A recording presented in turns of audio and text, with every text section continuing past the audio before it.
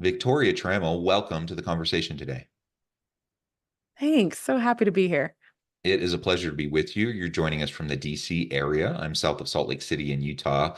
And today we're going to be talking about leadership and self-deception. This is a really interesting topic. It was fun in the pre-interview to talk about some of the origins of both of our introductions to this topic.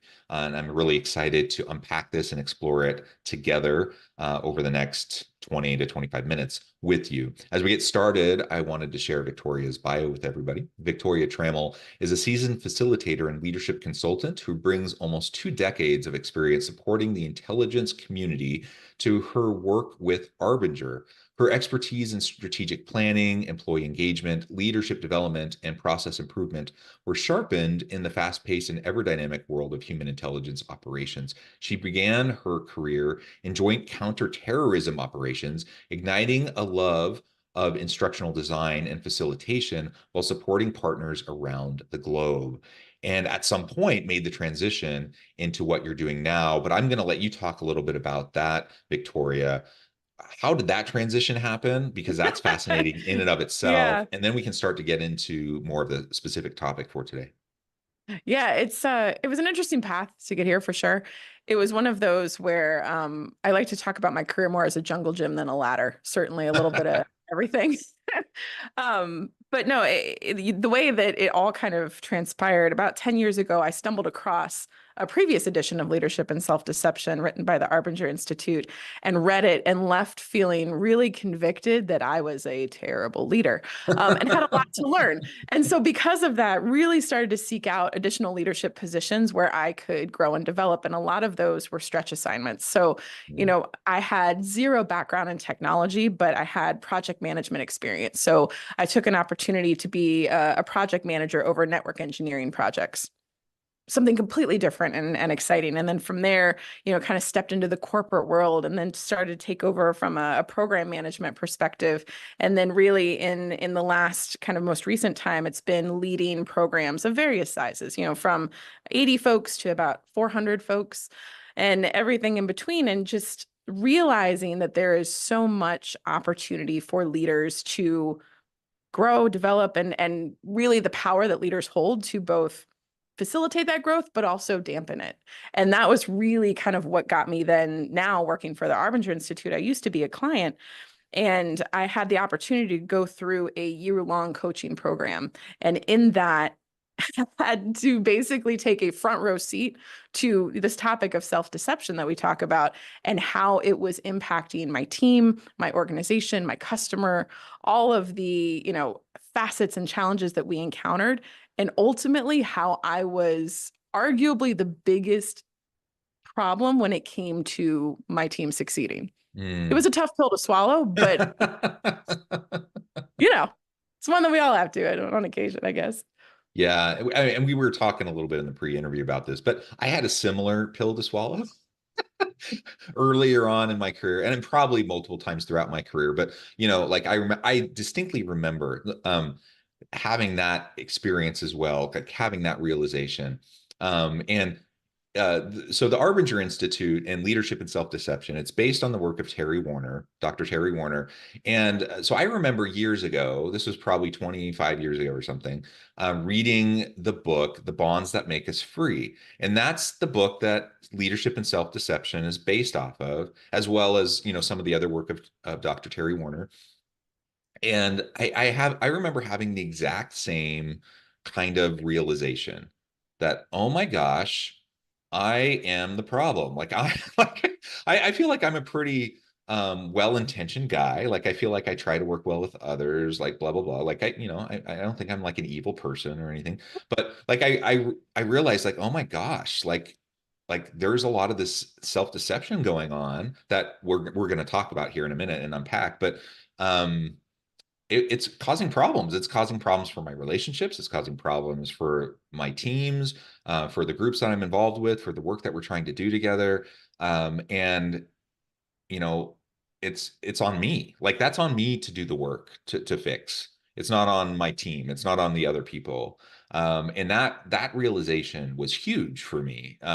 To take ownership over that and to start doing the internal work And I'm glad that I came across the work of Terry Warner early. You know, at that time I was in my early 20s. So I'm glad I came across it at that age so that I had a chance, you know, in my early 20s to start to do that work, and I didn't have to wait until later in life to discover it. But, you know, I also realized that that's a lifelong process. So every few years I'll go back and reread it because I realize, oh, I need a reminder. I need to like really go back and just recognize, okay, like you start to slip back into old habits. You start to, Oh, absolutely. you know, Absolutely. I mean, and you think about it in terms of like it's really about progress, not perfection, right? yeah, absolutely. And when we talk about self-deception, that in and of itself, it's very easy to kind of get, you know, academic and kind of ethereal, and we talk about it, but really it comes down to just what it's like and how we see others and how that then shapes our behaviors and our actions moving out. And, you know, when you talk about reading the book and having that moment of, wow, like it was like the fog lifted, right? Or the clouds parted and the sunshine. And it was such a clarifying moment for me. And I would love to say, but you already kind of alluded to it. I'd love to say, like, I had that aha and I became the world's best leader moving on out, but we just know that's not true. I mean, it has been such an iterative, and it's a practice, right? It's a practice of being able to see others clearly, of getting curious about what's going on. And it sounds so simple, but the impact can be tremendous. Yeah. Well, if it was that simple, you know, then you could just tell everyone and everyone would just do it. Um, And I often tell people, you know, whether it's in corporate trainings or retreats or, you know, whatever speaking engagements, or if it's with my students at the university, like I often tell people, like leadership, like there's lots of theories, there's lots of frameworks, there's all these different things, lots of principles that you can talk about.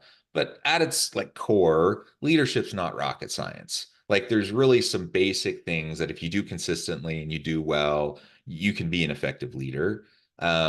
But it's really hard. It's not rocket science, but it's really hard because we're human animals and, and we're messy. And it Yep. doesn't matter how much you know in your head because it takes like muscle memory. It like takes practice because our tendency is to revert back to like whatever you know, whatever we're used to seeing, whatever we experienced in the past, we will repeat it, and we have to like train ourselves to do something different, and we will slip back into those old patterns, and we just will. Hmm. Like that's just human nature. And so leadership is hard for that reason. You really just have to be super intentional. You have to be constantly self-reflective, and you have to put in the work constantly. And it's not a one-time thing. It's not a one-time aha moment. You have this kind of quote unquote come to Jesus moment and say, okay, I have arrived and now Right. I know what to do. Like no, like you really have to put in the work, and it has to be consistent. And when you do that, when you commit to being consistent, it gives you a better shot at being effective, but it's still hard because you still have to be consistent. And that's where it trips most people up, right? Because you get into the nitty gritty of the day-to-day grind of just work, right? And the Right. pressures of work and trying to deliver on deadlines and all that, and all those other things start to kind of slip to the side, and you start to forget that you needed like spend time on the self work and the reflection and the people priorities and all those other things. And all of a sudden you find yourself in the same patterns that you found yourself in before, right? Yeah. And I think the thing with that, the kind of the trick or the trip up maybe is where when we get into the business of being busy, so often we look at caring for our people as an additional task, right? Or as an additional ask on our time, or like that, you know, we need to deal with the people things in addition to the business things. And I think what's so unique about what Arbinger's work is it's not an additional set of behaviors or skills that are prescribed, right? It's not do these four things and you become an effective leader. It's deeper than that. And so ultimately, what we're invited to do is work in a way so that we're helping others also achieve their job or their objectives so that we're collectively successful. Because if it's just me as a leader checking the box, doing what I think I need to get done, are we really as an organization successful? And I think that was probably the hardest lesson for me to learn. That and coupled with the best intentions can still be detrimental to the organization. Mm-hmm. I mean, Yeah. it was one because I came in, my challenge that I wanted to work through with Arbinger is that I had a program where I had all of my people embedded working with the government side by side. And those government offices could be really supportive or really toxic. And so my goal was to create a culture so that they were insulated from all of that. And I wanted to protect them from those negative influences. And so I came in with really noble intentions of being this leader that protected her people. And I was the type that was going to make sure that nothing got to them. Man, was that I mean, that was just, I robbed my people of so many opportunities because of it. And I made it so much harder for them to do their jobs. But it took me a minute to figure out that I was what was getting in their way and not everything else. Yeah, yeah. So let's unpack that a little bit more. We've referred to Yeah. self-deception several times, but Yeah. maybe if we can define that a little bit more and maybe provide some examples for Yeah. the audience, for maybe those who aren't familiar with the term, haven't read the books or gone through any of the trainings. What do you mean by self-deception? And maybe what are some of the common types of self-deception examples that you see in the workplace? Yeah. So, I mean, I think at its core, self-deception is not seeing the full picture and more specifically, not realizing that I am part of the problems that exist, that I may be contributing wittingly or unwittingly to what's going on. And so, as a leader, the reason that that's just so downright catastrophic is it's like I'm making a decision with only half the data because I'm only accepting the view of this problem or this environment or this situation or this organization that protects what I believe to be true. Doesn't matter whether it's actually true or not. I believe to be true. I mean, for example, I believed that my people needed to be protected from the government. Hmm. And therefore, all of the data that I was looking at was, well, I need to make sure that my team is insulated and my team is cordoned off and my team is protected. That wasn't necessarily the reality of the situation, but it's what I believed. And so therefore, every decision that I made as a leader, every, change in policy, procedure, every employee engagement event we had was with that narrative running in mind. And so you can imagine how that then starts to shape the way that my people are seeing the very customers that we're supposed to be serving. Yeah, it shapes everything. And I'm thinking of one organization where, on the one hand, I see some C-suite executives that, employee morale is low at this organization. Um, Frustration is high, and organizational institutional distrust is really high, both Mm, directions, right? So from the leadership down, it's low trust. From below on up, it's low trust.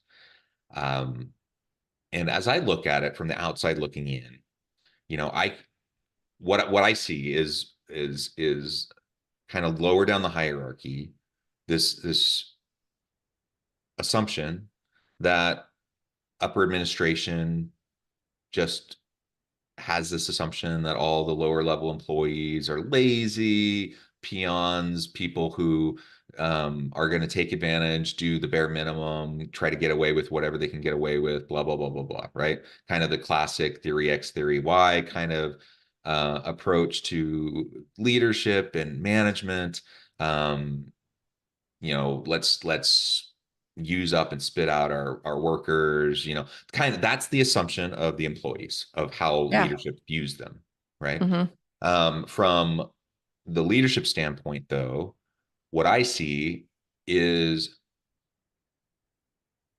an executive team that's terrified of the legal environment. They're terrified of compliance, and they're terrified of getting sued, and they're terrified of um, how to make sure they're protecting the organization from from all of that.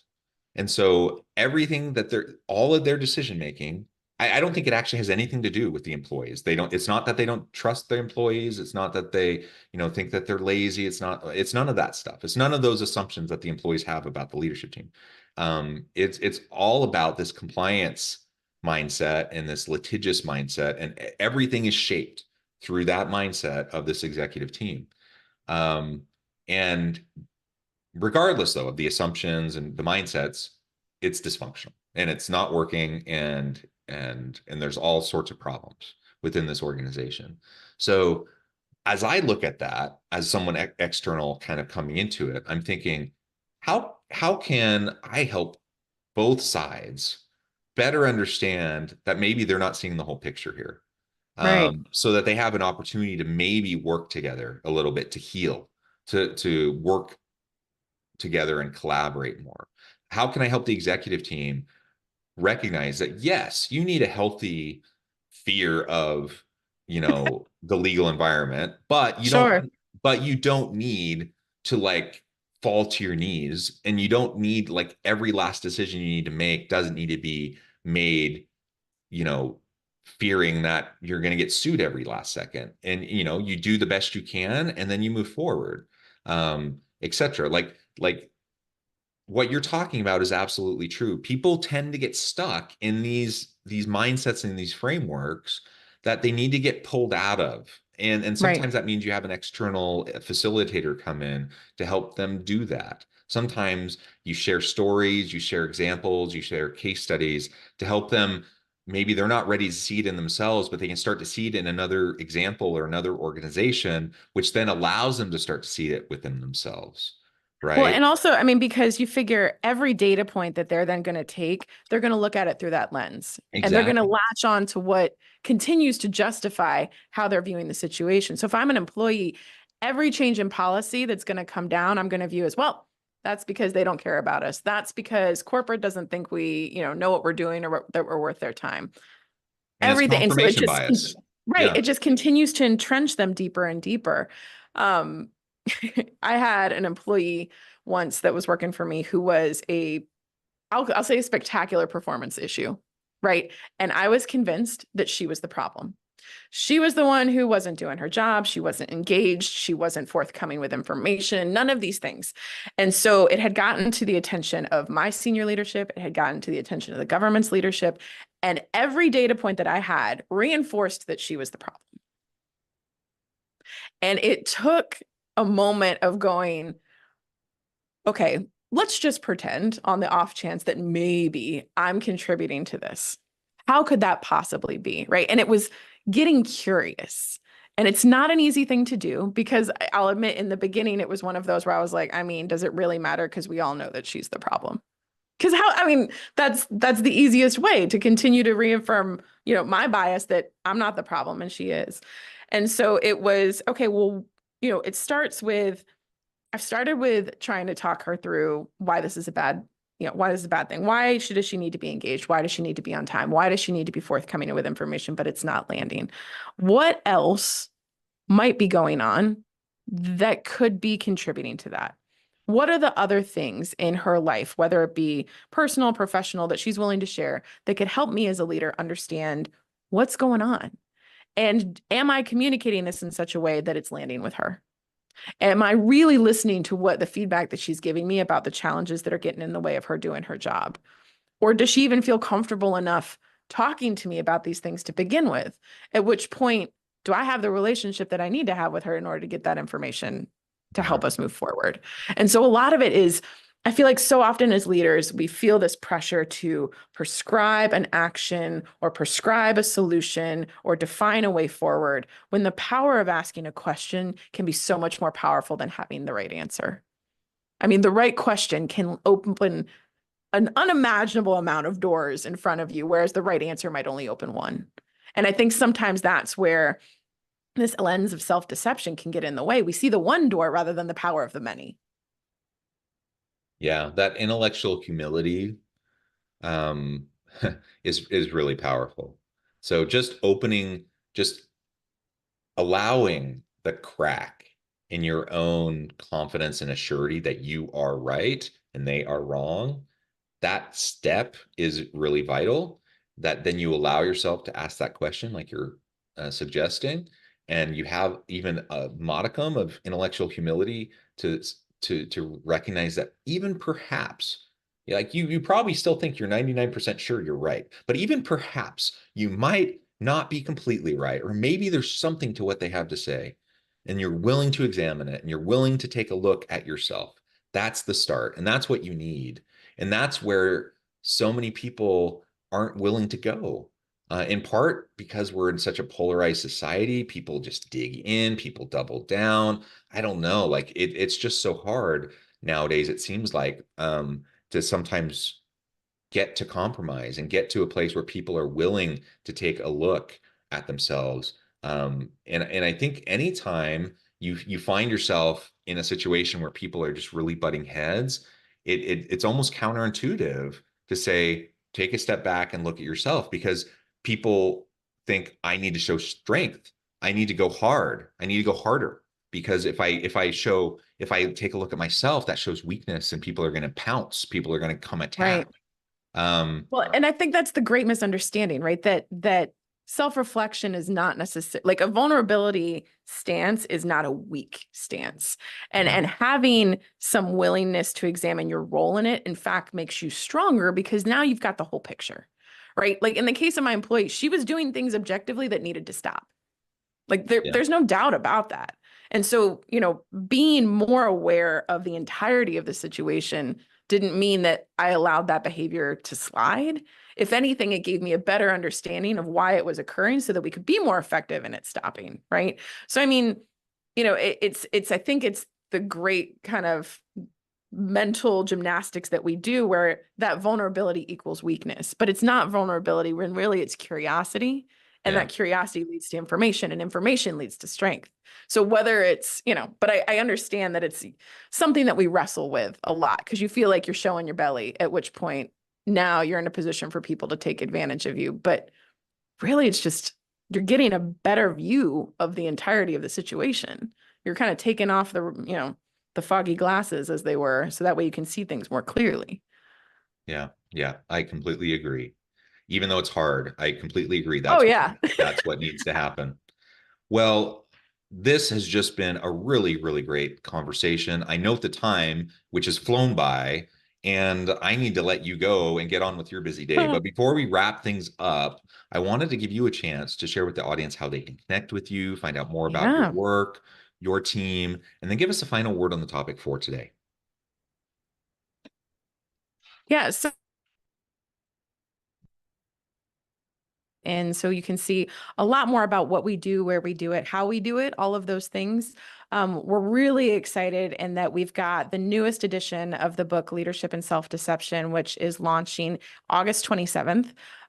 We're really excited about this new edition. This is, as I said, the fourth go round, but we've introduced a couple new characters to allow us to look at this challenge of self-deception in the workforce from a couple different angles. So, I say, when I first read it, there was that kind of moment of conviction. I think if it had been written this way back then, I think I would have been able to latch onto it even more. So I'm really excited about that. And then final word, was that the last piece? Yeah. I think to the extent where we can look at others and ask basically two fundamental questions. How can I be more helpful to you? And how have I been making things more difficult for you? I think just those two questions can go such a long way to facilitating really productive relationships, both personally and professionally, and kind of absolving us of this burden of self-deception. So I love it. I love it. Victoria, thank you so much. It's been a real thank pleasure. you, John. I encourage the audience to reach out, get connected, find out more about what Victoria can do for you. And as always, I hope everyone can stay healthy and safe, that you can find meaning and purpose at work each and every day. And I hope you all